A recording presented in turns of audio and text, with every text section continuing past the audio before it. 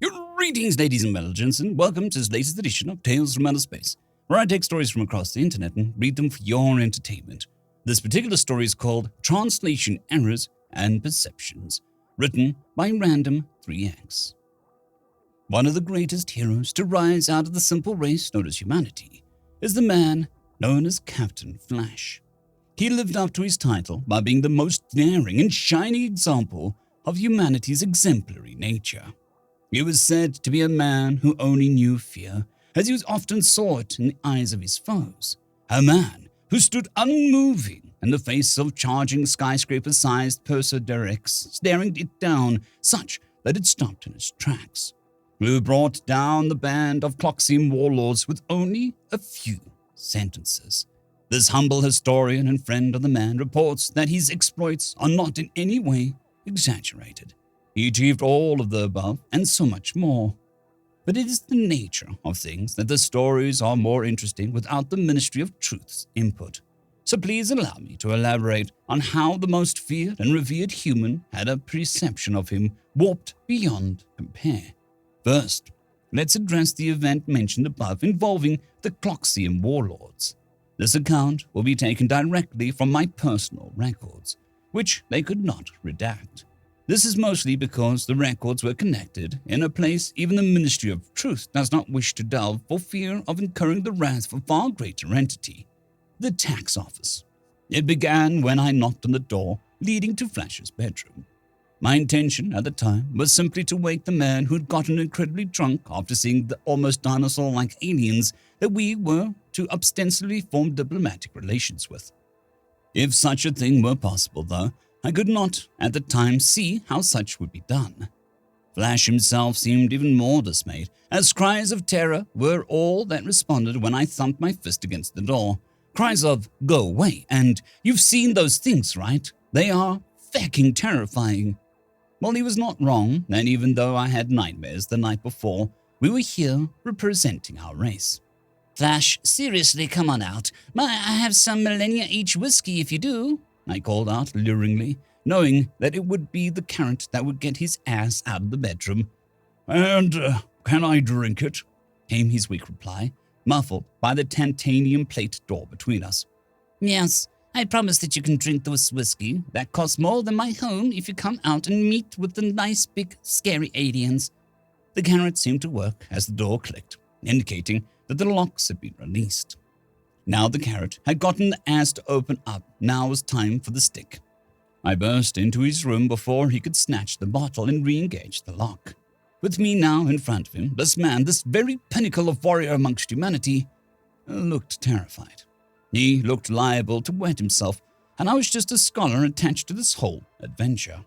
For all of his fame and pomp, the man was an unrepentant coward. He did little to hide his cowardice and made every effort to avoid responsibility. Yet he seemed to somehow never be spotted for who he was.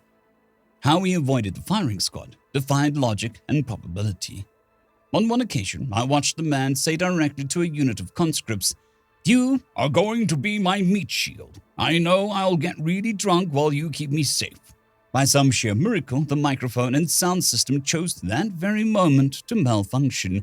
So instead of the above, the conscripts heard, "You are my shield. I know I will keep safe." The soldiery believed the malfunction cut out the word "you" from the end rather than the whole horrid thing.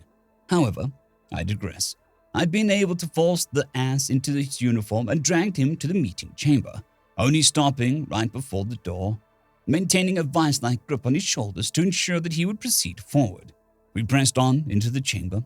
Upon seeing the Cloxian warlords, Flash began to resist my push with all his might, a might that was thankfully non-existent to his overindulgent lifestyle.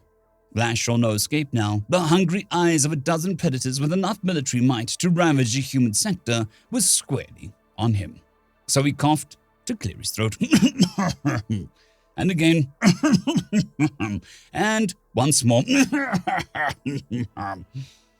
I've known the man for long enough to know he generally was trying to clear his throat. But to all in the attendance, it seemed that he was calling for attention to himself.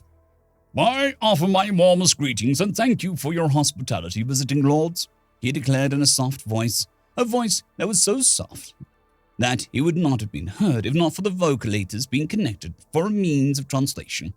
"I'm sure that you've heard of me, the famed Captain Flash," Flash declared, flaring up his gaudy cape covered in mirrored tiles. A murmur of recognition spread across the Cloxium present as they looked at the man shaking in his boots under their gaze. "I am here for peace," he declared, now visibly shaking.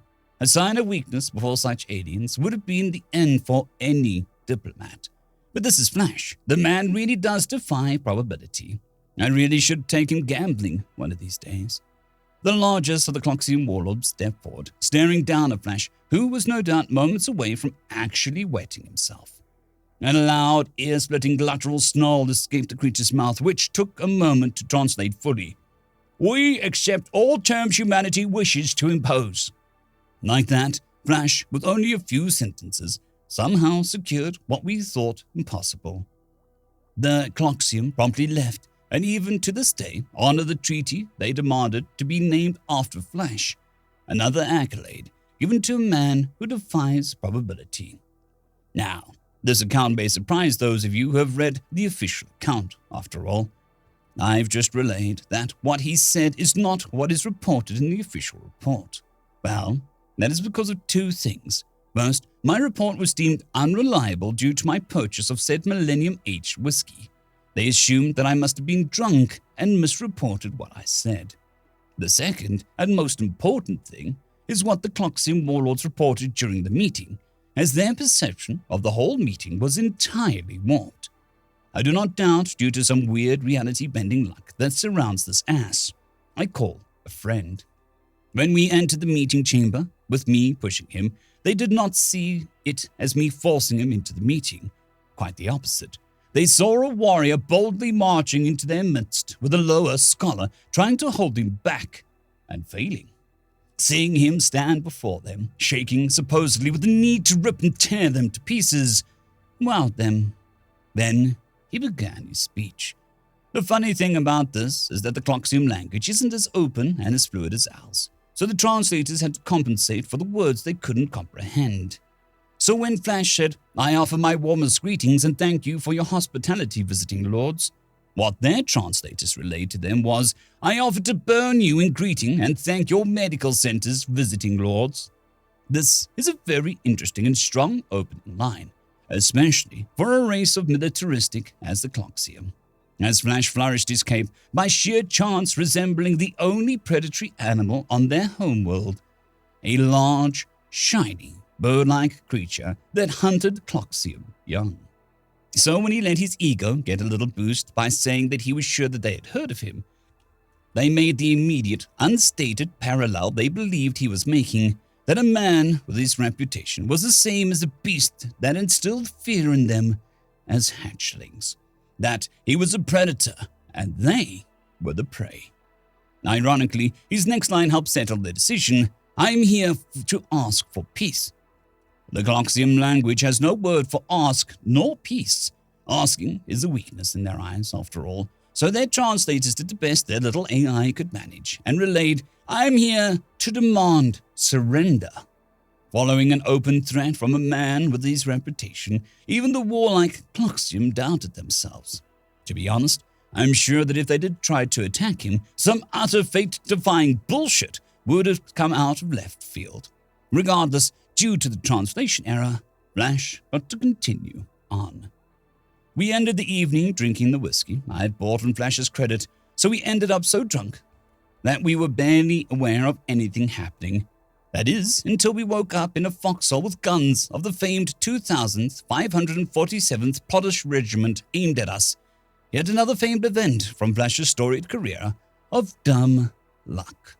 End of excerpt from Tax Rebate Claim Explanation Form D124 Alpha, taken from What the Hell is This Archive? End of story. I'd quickly like to thank the T5 peeps: Cold War Boomerwaffen, Severin Cerberus, Bushmaster 177, Henry the Red, Caspar Arnholtz, Cold War Boomerwaffen, Elijah Silvercross, Dragzoon WRE, and Severin Cerberus. Thank you very much.